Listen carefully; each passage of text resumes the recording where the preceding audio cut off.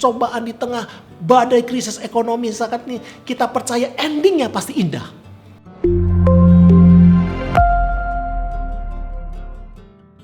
Shalom, saudara-saudari terkasih dalam Yesus Kristus. Salam sehati. Hari ini saya mau membawakan sebuah pesan yang berjudul Just Believe. Percaya saja. Sebuah quotes yang mudah untuk dibicarakan, tapi saya tahu tidak mudah untuk dilakukan. Hari ini yuk kita buka kitab Pengkhotbah 3 ayat 11. Dikatakan begini, Ia, yaitu Tuhan, membuat segala sesuatu indah pada waktunya.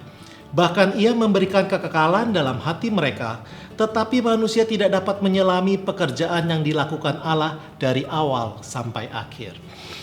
Dari Pengkhotbah 3 ayat 11 ini, ada 3 poin yang saya mau bahas. Poin pertama, yaitu berbicara tentang Ia membuat segala sesuatu indah pada waktunya. Kita mesti tahu bahwa kitab Pengkhotbah dibuat oleh Salomo. Dan Salomo mewariskan sebuah hikmat, menerima hikmat yang Alkitab berkata hikmat yang terbesar dari dulu sampai sekarang. Tidak pernah ada orang yang lebih berhikmat daripada Salomo. Dan dengan hikmatnya itu dia berkata, Ia membuat segala sesuatu indah pada waktunya. Tuhan membuat segala sesuatu indah pada waktunya. Seringkali problemnya adalah kita menerjemahkan kata indah. Itu berbeda-beda. Seringkali kita menerjemahkan kata indah itu sesuai dengan apa yang kita inginkan. Kita menerjemahkan kata indah dengan istilah diberkati, dilindungi, dijauhkan dari segala bahaya, diluputkan dari penyakit dan celaka. Secara alam bawah sadar, kita menerjemahkan kata indah seperti itu. Tapi ternyata seringkali yang jadi problem adalah waktu kita melihat sebuah realita. Kita melihat ternyata kok orang-orang yang takut akan Tuhan bisa tidak diberkati. Kok kadang-kadang mereka bisa tertimpa masalah, tertimpa celaka, bahkan tertimpa sakit penyakit. Dan mungkin itu pun yang kita alami saat-saat ini. Kita melihat, kita mendengar, kita merasakan krisis ekonomi, ketakutan, ancaman dari penyakit. Dan kemudian kita mulai bertanya, why? Kenapa Tuhan? Kenapa tidak sesuai dengan firman Tuhan? Kenapa tidak sesuai dengan kata indah yang kita inginkan? Why, and why? Dan 1000 pertanyaan keluar dari pikiran kita. Kenapa Tuhan? Kenapa bisa terjadi seperti ini? Kenapa tidak sesuai dengan apa yang kita pikirkan? Poin nomor 2 yang saya juga mau bahas adalah Pengkhotbah 3 ayat 11b. Bahkan Ia memberikan kekekalan dalam hati mereka. Kekekalan ini bukan berbicara tentang kehidupan yang kekal. Tapi Tuhan memberikan kepada kita dalam hati kita, sebuah keinginan yang mendalam akan sesuatu yang lebih daripada sekedar duniawi. Untuk mengerti apa yang Tuhan rencanakan tentang kekekalan. Itu sebabnya di dalam hidup kita masing-masing, kita tuh punya sebuah kerinduan untuk mengenal Dia lebih dalam. Dan poin yang ketiga yang saya mau bahas adalah Pengkhotbah 3 ayat 11c. Tetapi manusia tidak dapat menyelami pekerjaan yang dilakukan Allah dari awal sampai akhir. Ayat ini sudah dengan jelas berkata, Tuhan tidak menempatkan buat kita untuk kita mengerti segala rencana Tuhan. Dari awal sampai akhir. Itu sudah digariskan.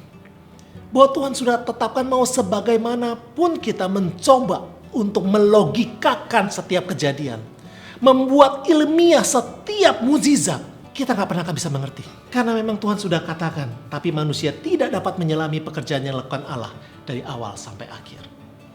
Bahkan Yesaya 55 ayat 8-9 berkata begini. Sebab rancanganku, rancangan Tuhan, bukanlah rancanganmu. Dan jalanmu bukanlah jalanku. Demikianlah firman Tuhan. Seperti tingginya langit dari bumi, demikianlah tingginya jalanku dari jalanmu, dan rancanganku dari rancanganmu. Bahkan Daud, orang yang berkenan di hadapan Tuhan, dalam Mazmur 139 ayat 6 berkata begini, terlalu ajaib bagiku pengetahuan ini, terlalu tinggi, tidak sanggup aku mencapainya. Dari ketiga ayat ini, hari ini yuk kita belajar. 3 poin dari Pengkhotbah 3 ayat 11, kita belajar.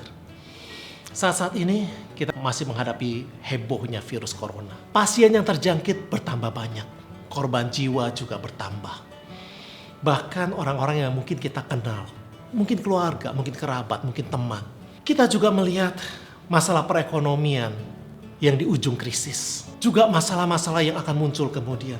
Dan semua itu yang kita lihat adalah gini, menimpa orang-orang yang tidak percaya Tuhan, tapi juga menimpa orang-orang yang percaya pada Tuhan.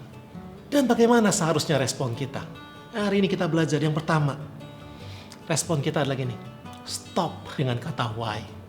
Stop mempertanyakan, tapi mulailah kita berbicara tentang what and how. Kalau kita selalu bertanya, kenapa Tuhan, kenapa harus begini, kenapa begitu, kenapa ini terjadi padaku, kenapa. Yang terjadi akhirnya kita lelah.